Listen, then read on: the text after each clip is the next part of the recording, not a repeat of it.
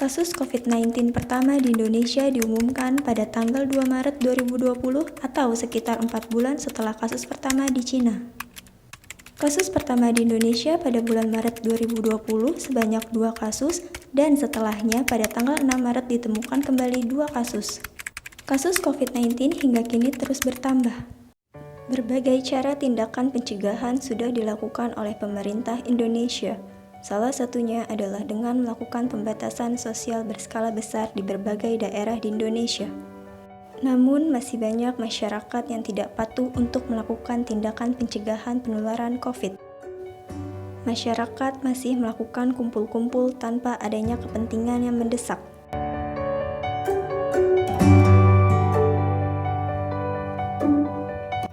Masyarakat juga tidak menjaga jarak, tidak menggunakan masker, dan juga tidak mencuci tangan.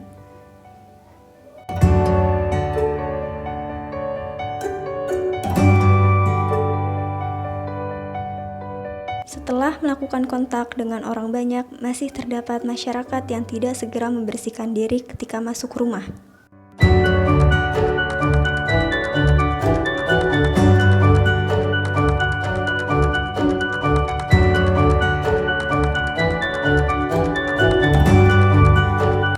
Masyarakat yang tidak menerapkan protokol kesehatan akan berisiko tinggi tertular COVID-19.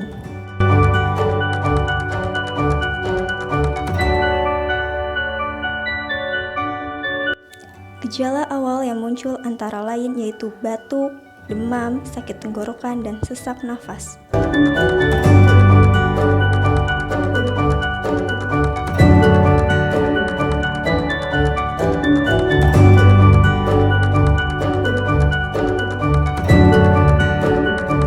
Gejala tersebut akan bertambah berat jika tidak langsung ditangani.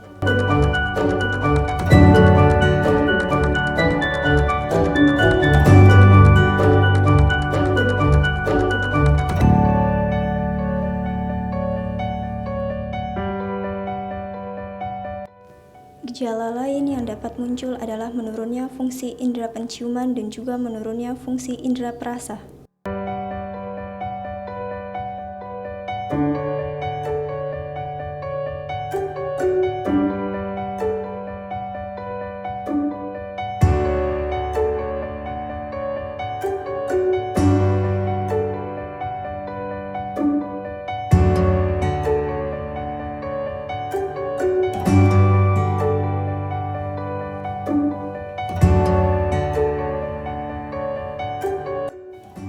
Jika gejala dirasakan terus bertambah, sebaiknya segera melakukan pemeriksaan kesehatan ke fasilitas kesehatan terdekat.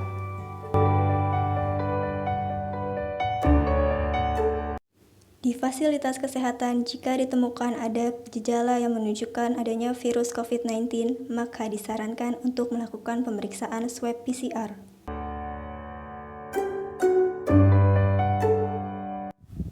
Jika terkonfirmasi positif, maka selanjutnya ikuti arahan dari dokter.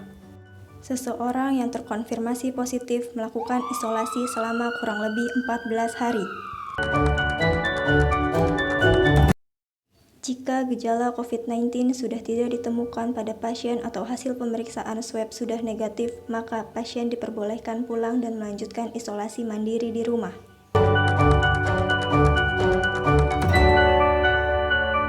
Dukungan keluarga sangat penting untuk memotivasi seseorang ketika sedang menjalankan isolasi mandiri.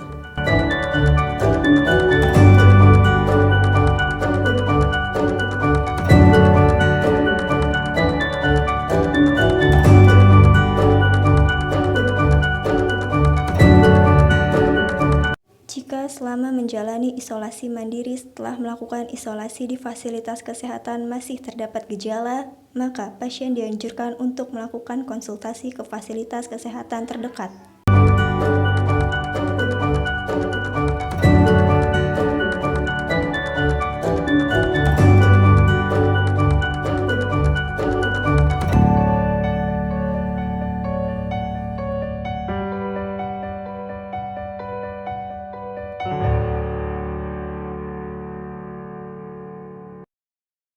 Di fasilitas kesehatan, pasien akan mendapatkan informasi mengenai kondisi yang dirasakan saat ini. Tenaga kesehatan, khususnya perawat, juga akan membantu menjelaskan informasi seputar long COVID. Apa itu long COVID? Biasanya setelah seseorang mengalami fase akut COVID-19, mereka akan membaik setelah beberapa minggu. Namun, beberapa orang membutuhkan waktu yang lebih lama untuk pulih. Kondisi ini dinamakan long COVID. Long COVID atau COVID yang berkepanjangan merupakan tanda dan gejala yang berkembang selama atau setelah infeksi akut COVID-19 dan akan berlanjut selama lebih dari 4 minggu. Kategori COVID-19 dibagi menjadi 3. Yang pertama, COVID-19 akut, yaitu tanda gejala pada fase akut ini dirasakan selama 4 minggu. Yang kedua adalah ongoing COVID-19, yaitu pada kategori ini tanda dan gejala COVID-19 akan dirasakan selama 4-12 minggu. Dan yang ketiga adalah long COVID, di mana seseorang dengan long COVID akan merasakan tanda dan gejala yang berkembang setelah infeksi COVID, yaitu selama lebih dari 12 minggu. Apa penyebabnya? Terdapat beberapa kondisi yang meningkatkan seseorang berisiko mengalami long COVID. Yang pertama, dari faktor usia. Diketahui bahwa seseorang dengan usia lanjut atau usia di atas 65 tahun berisiko lebih tinggi mengalami long COVID. Hal ini disebabkan karena sistem imun pada orang dengan lanjut usia sudah mengalami penurunan. Yang kedua, dari faktor jenis kelamin. Seorang wanita diketahui lebih berisiko mengalami long COVID. Alasannya adalah karena wanita cenderung memiliki sistem kekebalan yang tidak diatur dan dapat lebih mudah menyerang tubuh. Yang ketiga adalah gejala berat. Seseorang yang memiliki lebih dari 5 gejala COVID-19 berisiko lebih tinggi mengalami long COVID. Yang keempat adalah asma. Seseorang yang menderita asma dan memiliki gejala sesak nafas akan lebih berisiko mengalami long COVID. Yang kelima adalah obesitas. Seseorang dengan indeks massa tubuh lebih dari 25 atau dalam kategori obesitas berisiko 2 kali lipat mengalami long COVID. Hal ini dikarenakan obesitas menyebabkan banyak perubahan pada fungsi kekebalan tubuh.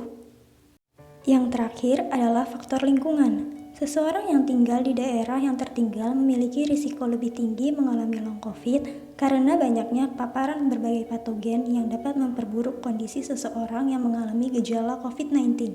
Bagaimana tanda dan gejalanya? Seseorang dengan long COVID akan mengalami beberapa gejala yang dirasakan, seperti kehilangan kemampuan pada indera penciuman dan perasa, napas pendek atau sesak nafas, sakit pada tenggorokan, batuk, nyeri sendi, nyeri dada seperti ditimpa benda berat, kelemahan otot, sakit kepala atau pusing, demam, kelelahan, adanya ruam pada kulit, depresi, dan gangguan pada sistem pencernaan. Seseorang yang tidak segera mengatasi gejala yang timbul akibat long COVID akan berdampak lebih lanjut pada kesehatannya, seperti nyeri otot, adanya gangguan pada sistem kekebalan tubuh, adanya penyakit autoimun seperti sindrom Guillain-Barré, adanya kelainan saraf seperti neuralgia amiotrofi, stroke, radang pada otak, kejang, peradangan pada paru-paru dan pembuluh darah, gangguan pada jantung, gangguan pembekuan hati, dan pembengkakan pada kelenjar getah bening. Selain berpengaruh pada kesehatan tubuh, long COVID juga berpengaruh pada aspek keuangan. Seseorang akan menjadi kesulitan untuk mempertahankan pekerjaan dan mengalami kecemasan dalam memenuhi kebutuhan hidup. Long COVID juga berdampak pada aspek sosial. Seseorang akan kesulitan untuk melakukan aktivitas sehari-hari. Anggota keluarga juga biasanya mengalami kesulitan dalam memahami gejala dan dampak yang ditimbulkan dari long COVID. Untuk mengetahui diagnosis seseorang terinfeksi COVID-19 maupun long COVID, dapat dilakukan berbagai pemeriksaan, seperti pemeriksaan darah lengkap, pemeriksaan fungsi hati dan ginjal, C-reaktif protein, ferritin, elektrolit, D-dimer, troponin, kreatin kinase, tes urin, ronsen dada, dan elektrokardiogram. Jika seseorang yang mengalami gejala kesehatan mental seperti kecemasan atau depresi, biasanya akan dirujuk ke layanan psikiatri dan terapi psikologis. Bagaimana cara kita melakukan penanganan jika menderita long COVID? Yang pertama, tentunya dengan mengobati gejala yang muncul menggunakan obat-obatan. Misalnya, mengobati demam dengan obat paracetamol, bisa juga mempertimbangkan antibiotik untuk infeksi sekunder. Yang kedua, dengan melakukan manajemen diri.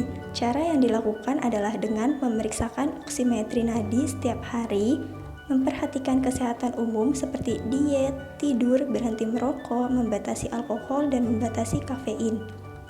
Istirahat yang cukup dan relaksasi, meningkatkan latihan fisik secara bertahap, mengendalikan penyakit penyerta, dan yang terakhir, mengendalikan kesehatan mental.